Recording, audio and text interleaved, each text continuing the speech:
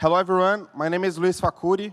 I finished my master in public administration at Columbia SIPA last year.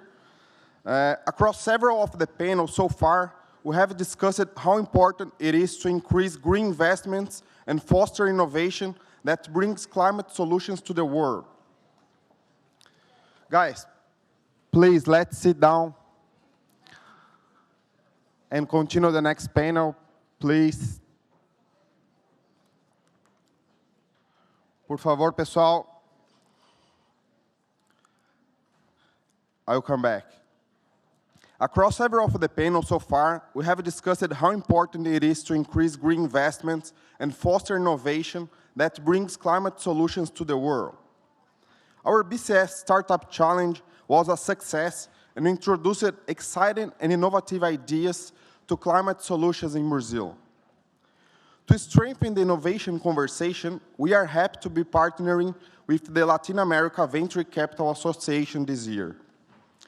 We are excited to have them join us to provide an exclusive view of the current trends and status of the venture investments in Latin America and, of course, Brazil. Please welcome to the stage Emanuel Hernandez, Director of Research at LAVCA.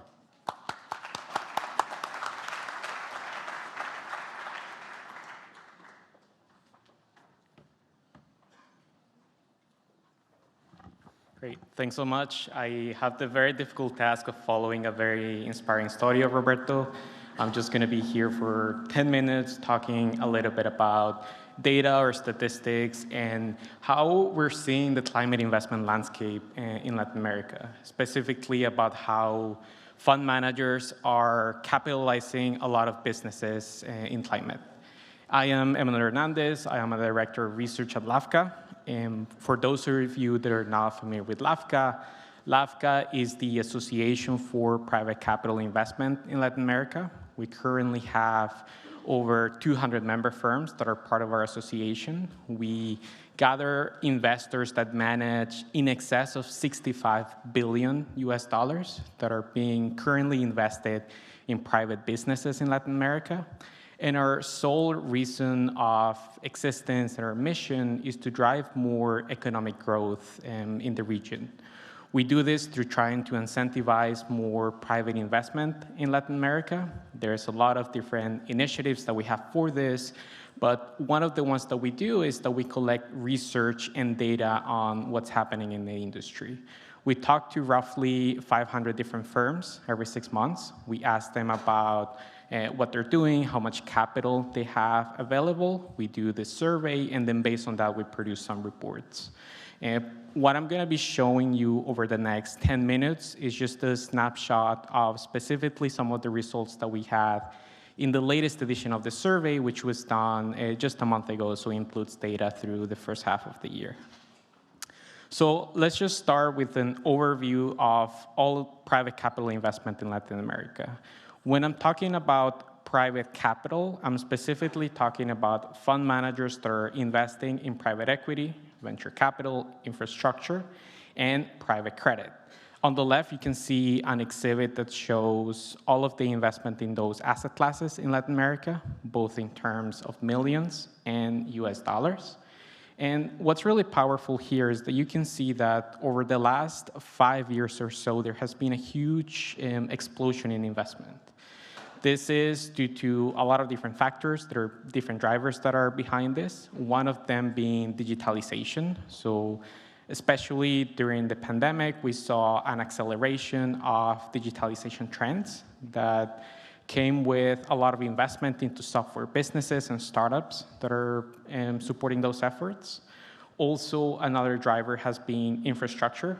So a lot of governments in the region that are turning to private investors to really finance the construction of infrastructure projects like toll roads, energy assets, even ports and telecommunication towers.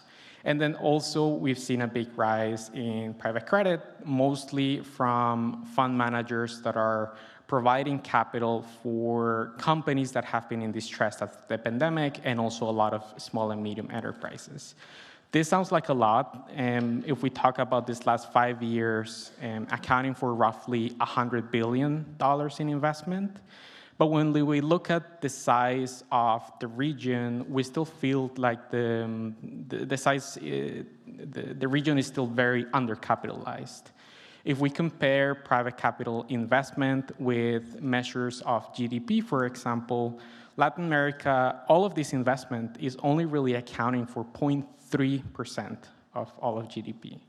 In the US, this measure is closer to 3 to 4%, so that's a 10x difference. In other rising markets like India, that measure it's closer to 1.5%, so that's still a 5x difference. So we still see a lot of space and room for the region to receive and attract a lot more investment in private markets.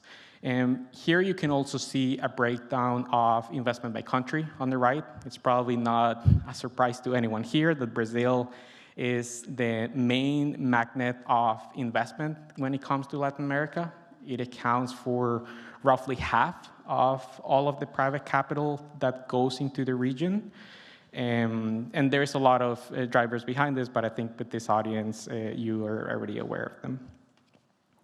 But this is a conference about climate, right? So let's focus a little bit more on, out of all that private capital investment that we recorded, how much of that is going into climate-related businesses. This is a taxonomy, a classification that was developed by our sister association, the Global Private Capital Association, that allows us to see out of all those dollars, how many are going into climate-related businesses. Here on the left, you can see an example of, again, in the last 5 years, how much investment has been going into climate. You can see that there is a big increase. We've recorded roughly almost $11 billion in investment in climate-related solutions.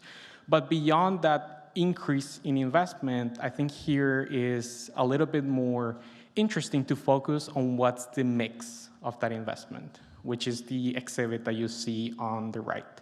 If we aggregate all of that investment that we recorded over the last 5 years, and then we look at the sectors that are driving some of that investment, we see that there's a huge difference when it comes to sectors. Most of the money right now is going into renewable power.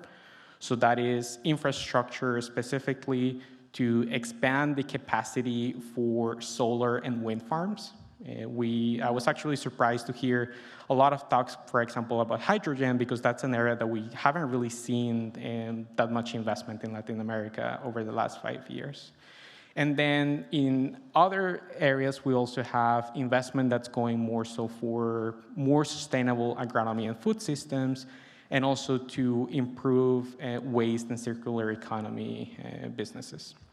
But when it comes to renewable power specifically, I think it's also really interesting to highlight how we've also seen, in addition to more investment flowing into the region, we've actually seen a lot of cases of success in which fund managers, after some time of financing and developing these assets, they have been able to sell some of their investments and get some of their money back. And this is important because when it comes to the incentives that are necessary for fund managers to invest, one of them is really being able to provide attractive returns to the investors that are behind those funds. And so that's something that we remain really optimistic about. Then, yeah, there you go. So then, in addition to renewable energy infrastructure, I think it's really interesting to also highlight how Latin America has the potential to become really a powerhouse for innovation when it comes to digital services, technology companies, startups that are addressing different parts of climate-related issues. This here shows very summarized, a very small sample of all of that ecosystem of startups. They would not all fit in one page or even in one presentation. But here what I want to show is the diversity of solutions that are coming out of Latin America to address some of these issues. We have some startups like the ones on the upper left, that are designing solutions to reduce the use of single-use plastics, or making technology solutions so that mining operations are much more efficient and less harmful to the environment. We have startups that are developing artificial intelligence platforms to replicate the taste of foods using alternative proteins like nutco. Or we have startups that are developing e-commerce platforms where agricultural producers can go there and directly sell some of their products to consumers, avoiding some of the food waste. Or when it comes to green transportation, we have startups that are developing software solutions for the transportation industry to make sure that none of their trucks have any unused capacity. So all of these stories and all of these solutions are really powerful because a lot of them are coming from Latin America, but when we talk about the application of these solutions, most of them have a global effect and can be expanded into other markets. But now, just to finish here, because I am already getting the sign that I need to wrap up, if I want you to take anything out of this presentation, it's going to be this, which is that private capital fund managers have the capacity, they can help to mobilize more capital for climate solutions. When we look at all of the funds that we have registered in our database right now, we have that fund managers are currently in the market. So they're trying to get capital for roughly $1.4 billion that are going to be invested exclusively in Latin America, exclusively in climate businesses. Is this enough? Probably not, but I think it's a step in the right direction. It's a signal that a lot of investors are going into this strategy. You can see some of them listed here. Many of them are actually here at the conference, so you can connect with them. But overall, this is just show that the private capital funds can be a very powerful tool to mobilize some of the capital from a lot of different sources, which you have on the right there, such as development banks, pension funds, endowments, family offices, really wealthy individuals and such. But if anyone has any questions, I'm going to be around for the rest of today in case you want to learn more about LAVCA. We have a big conference coming up in October. But thank you so much for the attention, and also to Luciana and the rest of the organizations for the invitation. So thank you.